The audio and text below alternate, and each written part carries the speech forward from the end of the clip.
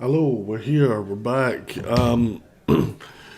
Today we're going to talk about Minnesota because things are getting way out of hand and some people are to blame. You could post blame on both sides, etc. But ramping up the temperature lies squarely with the media on the left and the politicians on the left. I'm sorry, I can't be centrist about this. It's not good enough. Don Lemon participated in a raid of a church that he knew ahead of time was going to happen. If that had been a church full of old black ladies with their Sunday hats, that wouldn't be okay. And it wouldn't be okay people going in there shouting at them, why are you not out protesting, etc. It just wouldn't fly. So the fact that this does is not good enough. Anyway, first thing we're going to do is I'm going to shut up for however long this press conference is and just enjoy in the background up on the screen. DHS, who are holding this press conference, have got some images of people they've arrested, what their crimes were that are illegal immigrants, and interestingly, they are also putting up images of people who are still wanted and what they've done. And these are all in Minnesota, by the way. So, 10,000 have been removed from Minnesota, deported, are in the process of being deported from Minnesota. If you're watching, thank you very much. If you're watching it later, thank you very much. Please like, subscribe, and share, and all of that brilliant stuff. For now, we'll just leave this up. That's going to start any time now.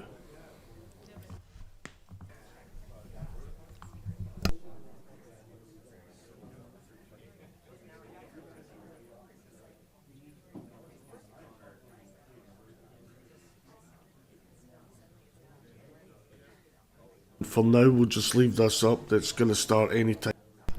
That was me. That was a backlash. Sorry. Allow that.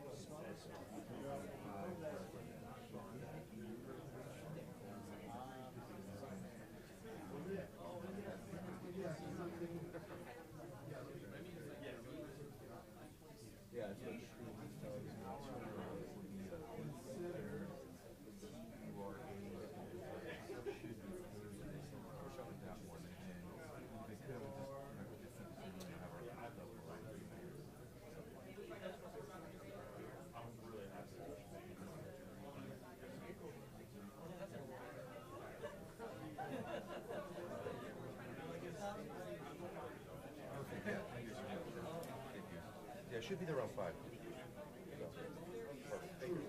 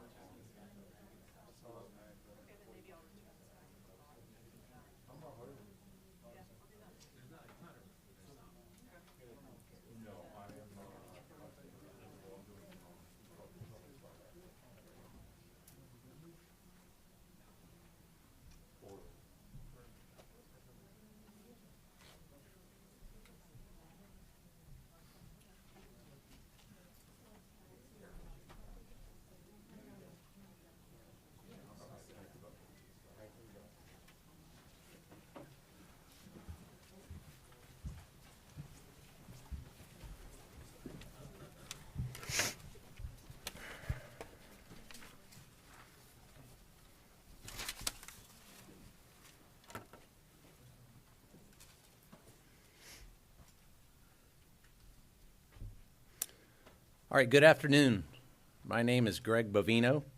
I'm the Commander at Large for Customs and Border Protection Assets here in the great city of Minneapolis. I'm here to talk with you today about interior enforcement, border security, and making our communities and our nation a safer place. I'm joined by my colleague, Executive Associate Director of Immigration and Customs Enforcement, Mr. Marcos Charles. Now, folks, let me be clear from the start that public safety in Minneapolis is not negotiable.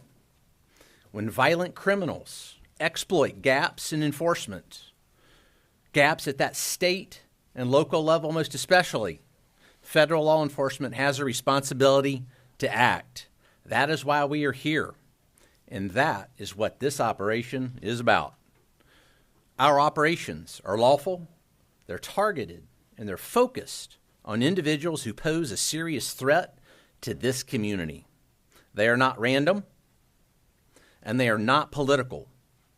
They are about removing criminals who are actively harming Minneapolis neighborhoods. For too long, residents have been told that enforcing our nation's immigration laws undermines public safety. In reality, the opposite is true. When the law is not enforced, violent offenders remain free.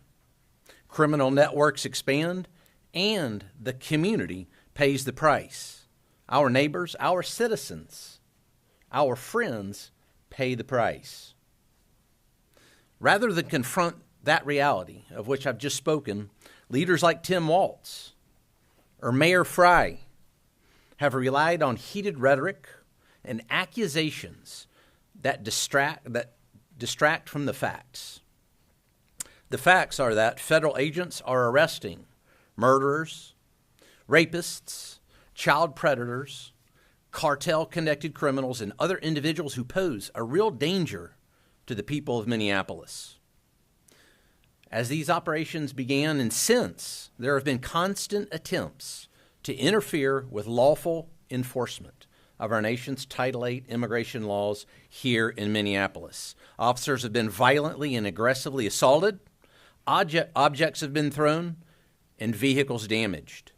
Despite that violence, enforcement has continued unabated.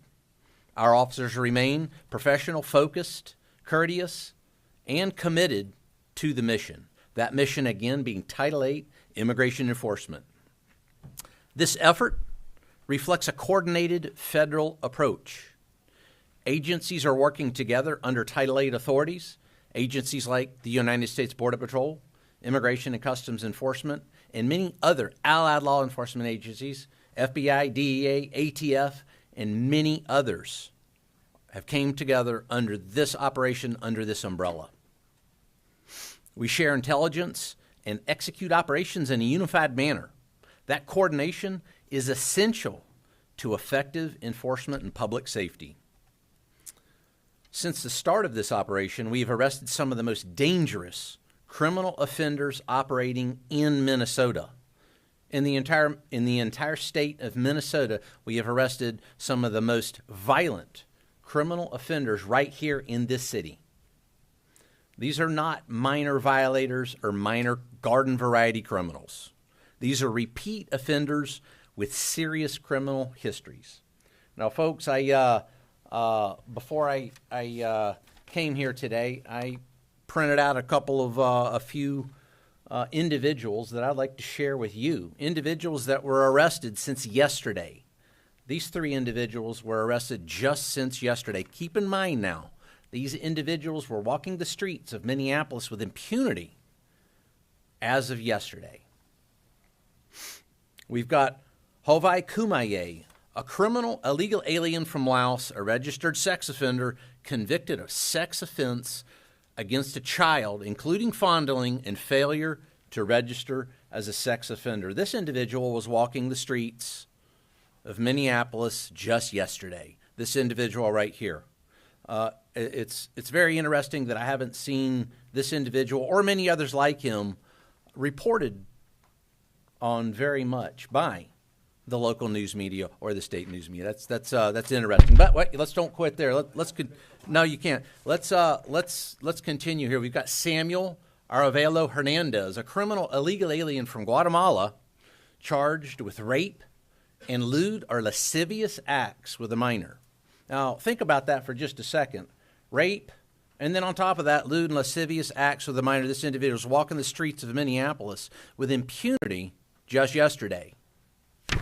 Let's don't quit there. Let's keep on there. We've got Annabelle Gomez, a criminal illegal alien from Honduras, previously arrested for criminal sexual conduct and domestic assault. Other convictions include disorderly conduct and driving under the influence of liquor. Walking the streets as of yesterday. These are just three that I decided to print out. There's a whole stack of them. There's a whole stack of these. As a matter of fact, when we look over the past year at the 10,000 that have been arrested here in Minneapolis and Minnesota, that stack is enormous.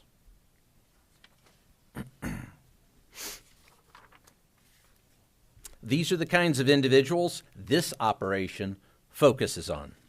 Individuals who escalate situations and endanger others. Again, our neighbors, our friends, our colleagues, and Ma and Pa America.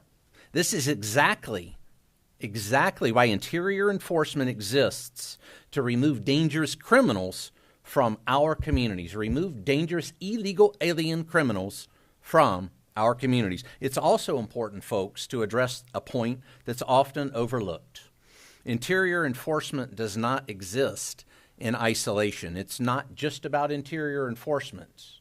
It's a dichotomy here. It's interior enforcement and border enforcement. What happens in Minneapolis is directly connected at what happens at our borders. Interior enforcement and border enforcement, border security, are intricately connected. For years, federal law enforcement was placed in a defensive posture, especially over those past 4 years. Agents were overwhelmed, processing massive numbers of illegal aliens coming into the country, often with limited vetting, minimal accountability, and few consequences. I think that's proven right here just by those three that I held up there. Time and resources that should have been dedicated to public safety were diverted to administrative processing, and criminal organizations exploited that environment. Over the past year, under the leadership of our President Donald J. Trump and Homeland Security Secretary Kristi Noem, that dynamic has changed. It's changed radically. It's changed more than I've ever seen in my over 3 decades in law enforcement. Border enforcement has reached historic levels. I actually called back to my home sector in El Centro today. They had one apprehension over the past 24 hours. One along that 75-mile stretch of border in El Centro alone. Last week, there were several days where they had 0 border crossers in that sector. That's the same thing across all 20 Border Patrol sectors. Very few crossings. Illegal crossings have dropped to record lows. Catch and release has ended. Consequences have been restored. Again, consequences restored. Because the border is now secure, law enforcement can do its job more effectively. Agents are no longer tied up processing and releasing individuals into the interior, individuals that we just talked about. They can focus on who is coming into this country and, just as importantly, identifying and removing those who should not be here. And that shift matters. It allows for meaningful vetting, targeted enforcement, and a renewed focus on public safety over paperwork. Public safety over paperwork. Border security provides operational control, disrupts cartel pipelines, and prevents criminal flow from reaching American cities. It also allows law enforcement to focus, again, on removing individuals who slip through during years of failed policies and later committed serious crimes. What happens on the border doesn't stay on the border. Border enforcement and interior enforcement are two parts of the same mission. A secure border without interior enforcement leaves communities vulnerable. And interior enforcement without border control is unsustainable. Again, it's that dichotomous relationship. When both are aligned, the results are clear. Over the course of this administration, more than 10,000 criminal illegal aliens, as I said, have been apprehended here in Minneapolis over the past year. And in just the last 6 weeks alone, during this most current surge, 3,000 arrests of some of the most dangerous offenders operating in Minneapolis have occurred. 3,000. These are not technical violations, as I mentioned. These are individuals responsible for serious harm. Think about it for just a second, what the rape of a child actually entails. It seems as if that's glossed over by the media oftentimes. What does that entail, and what's that like? Think about that. Murderers, rapists, gang members, they're not the people we want in our community. This is what public safety looks like when the law is enforced consistently and professionally. We will continue enforcing the law. We will continue making arrests, and we will continue working to keep Minneapolis safe.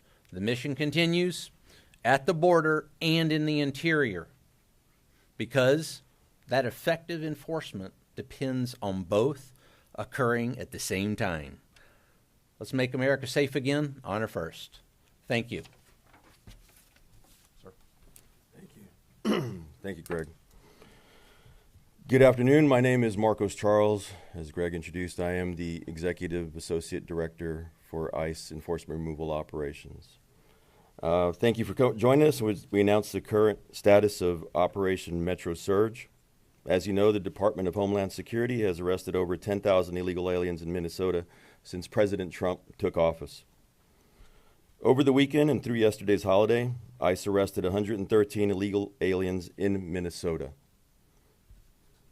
Some of the criminal aliens that were arrested, whose photos you see beside me on the monitor, include an illegal alien gang member from Laos with convictions for homicide and robbery, an illegal alien from Laos who's been convicted for sodomizing a 12-year-old girl and sexual assault, an illegal alien from the Marshall Islands who has 24 criminal convictions, including assault, domestic abuse, and theft. There's an illegal alien from Honduras convicted of 3 DUIs who has also been arrested for kidnapping, robbery with a dangerous weapon, and possession of a stolen firearm. An illegal alien from South Africa convicted of violating a restraining order and arrested for domestic violence, assault, meth possession, and DUI. We are currently also looking for 2 sexual predators who are at large in or around St. Paul right now. Lu Mao Ah, a criminal illegal alien from Laos who is wanted for sexually assaulting a child, rape, kidnapping, and domestic violence. And Kong Ming Bang, a criminal illegal alien from Laos who is wanted for sexual assault, gang activity, and simple assault. If you have any information about these 2 criminal illegal aliens or any other criminal illegal aliens, please call the ICE tip line at 866-DHS-2-ICE or visit our website at ice.gov to submit a tip. Since President Trump took office 1 year ago today, the state of Minnesota has released nearly 500 criminal aliens who were in police or state custody rather than turning them over to ICE for removal proceedings.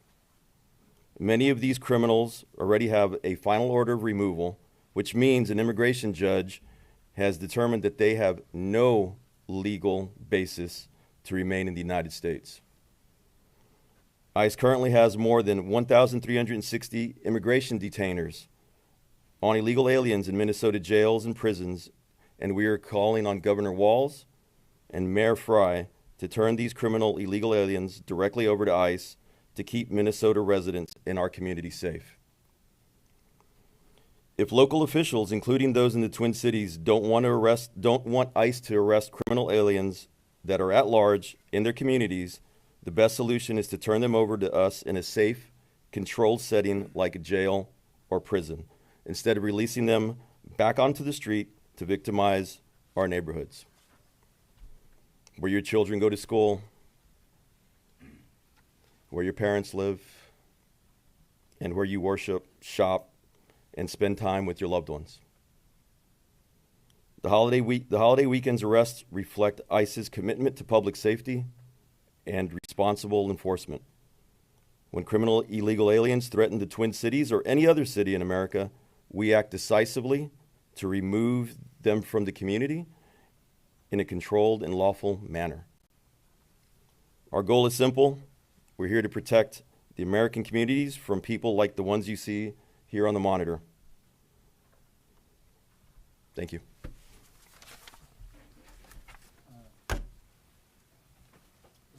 For Commander Babino, some of us in this room, this is A.C. Thompson with PBS Frontline, have followed you from city to city and documented your activities. How is what you're dealing with here different than what we've seen in other places? Well, Mr. Thompson, thanks for the question.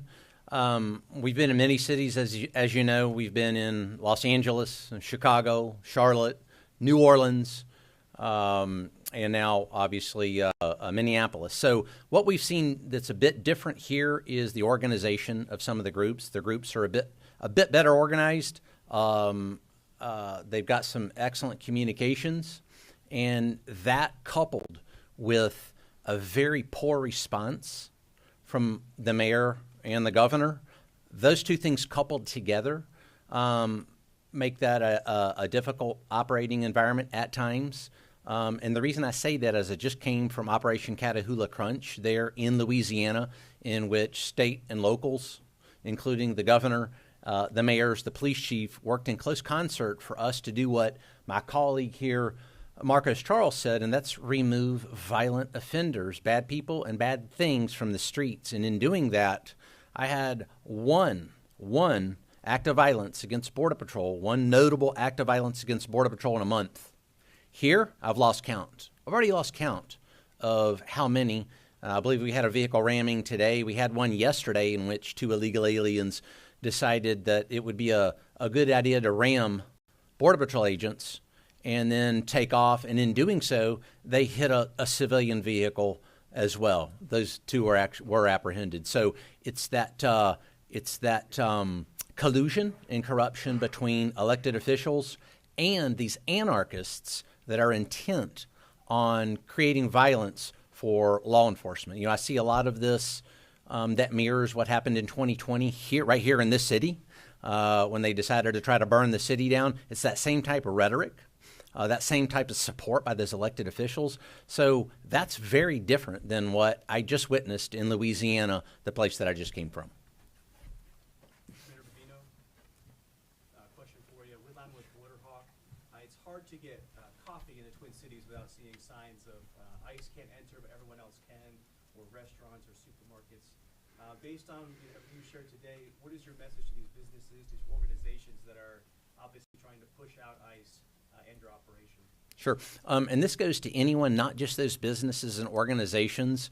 Don't fall victim. Don't fall victim to that heated rhetoric and those lies that are often spouted by, say, a Mayor Frey. Mayor Frey actually told his police force to fight federal agents in the city. And you should have even seen the look on O'Brien's face, Chief O'Brien. His eyebrows actually raised at that one. So don't fall victim to that. Our Border Patrol agents, our ICE officers, our parents, they're citizens. They enjoy the rule of law just like everyone else. So to deny them a cup of coffee or lawful commerce seems to be absolutely opposite of what we would expect in a lawful, orderly society. Do we like what happened with the church there a couple of days ago when individuals came in and disrupted almost violently a church service? Absolutely not. Same thing. We should treat each other with respect, dignity, and that is why we are here in this city as we take those violent criminals off the streets. That's respect and dignity. This is for you as well, Commander Babino. At a press conference today, we heard from several local police chiefs who said that they support ICE, but that certain ICE tactics are making their jobs, keeping their own communities safe, that much harder. What's your response? I would say that those tactics are born of necessity. What we do is legal, ethical, and moral. Everything we do every day is legal, ethical, moral, well-grounded in law. So I would impugn upon those police chiefs and anyone else, elected representatives, and you have to remember, many of these police chiefs do work for the Mayor Frys of the world, that turn over those illegal aliens, those criminal illegal aliens. You know, let me hold these up again, so just so we don't forget this, because it seems like it always gets forgotten. Rape, lewd and lascivious acts against a child. So Mayor Fry is having police chiefs worry about tactics while we're after these type of people. I think that they're asking the wrong questions and their priorities are misplaced. Let's work. Wait, I'm not done yet. Let's work together. And we've said this from the very beginning. We want to work together with local police chiefs and the rank and file. And believe it or not, folks, we work very well together with the rank and file we have in every single city we've been to, whether that's Los Angeles, Chicago. A lot of rank and file gave us a lot of good information on a lot of good criminals, a lot of bad criminals there in Chicago. And then we proved it again in New Orleans. Let's work together to take individuals like this off the street. Had we worked together from the very beginning, perhaps we wouldn't be in the city by the thousands conducting operations that those police chiefs, those mayors, and those elected representatives refuse to partake in. If I could just follow up though real quick, if I don't think the argument from a lot of people, I think you'd be hard pressed to find anyone who doesn't want criminals who are alleged to do these things out of these communities. I mean, no one wants that. I think where a lot of the criticism comes in is within the tactics that you see ICE and others engaging in, that it's ordinary citizens who are not sex offenders or rapists getting swept up in it. So what do you say to that? Sure. Where you're talking about these ordinary citizens, mom, pa, America, that get swept up in what I see. I'm out on the streets just as Marcos Charles here is. We're on the streets with our troops almost every day. And what we see when folks get swept up, as you say, oftentimes it's those agitators, those rioters, and now I call them anarchists, that actually cause mom and pa America to sometimes be near, at, or involved in a very tense situation when they shouldn't even be. There's no need for that violence that we see against law enforcement. And again, it seems as the only people that are really dialing down that rhetoric is the federal law enforcement entities that just want to conduct legal, ethical, and lawful law enforcement missions in this city to take out those violent criminals, bad people, and bad things. Thank you. Kelly Bradley, News Nation. I have two questions. First one for Marcos Charles. What is the current status? I'm sorry, can you repeat it? What is the current status of the officer that was involved in the deadly shooting? Is he on administrative leave? And then the second question is, the local police today were accusing both ICE and Border Patrol of having a small group of people within the ranks that are causing these issues. What's your response to that? Either one of you can answer that one. They're saying that it's isolated to a small group of agents that are causing issues. So the officer that was involved in the shooting last week, or 2 weeks ago now, he's recovering. He's at home recovering. Is he on administrative leave or is he still involved in the operation? Right now he's at home recovering. Leave it at that. And as far as the response to local police saying that it's isolated to a small group of your agents or officers that are causing issues? So our officers that are out there, CBP, Border Patrol, DOJ partners that are out there, ICE, ERO, HSI, everybody that's out there is a professional. They're out there doing their job. They're everyday people doing a very hard job trying to enforce the immigration laws in an environment where local and state politicians have been spreading rhetoric that dehumanizes these officers and agents.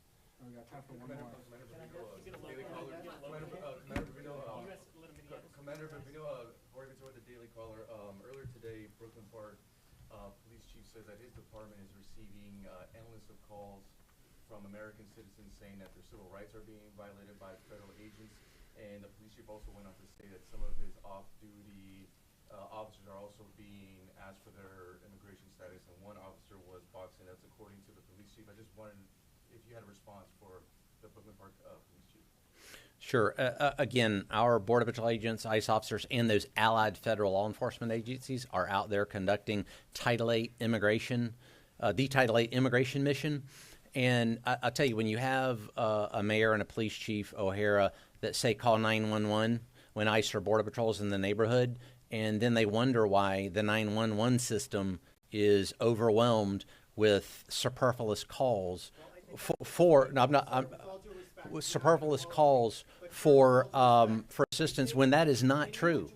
So we're going to continue to be out in the community, and we're going to continue to conduct that mission, that legal, lawful Title VIII mission. And again, I've been out with my Border Patrol agents. Marcos is out constantly with his troops, and what I see out there is a very professional, prudent, and thoughtful law enforcement action. And if somebody needs to use the 911 system, then do it. But let's don't encourage anarchists to utilize a 911 system that hurts other Americans that may need to use that system. A law enforcement professional should know that.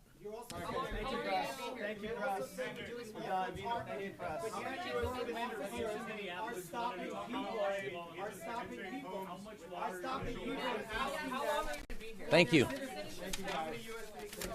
Sir, you talk about, why don't you answer that question? Sir, why don't you answer that question? You're not just gonna get to call on whoever you want.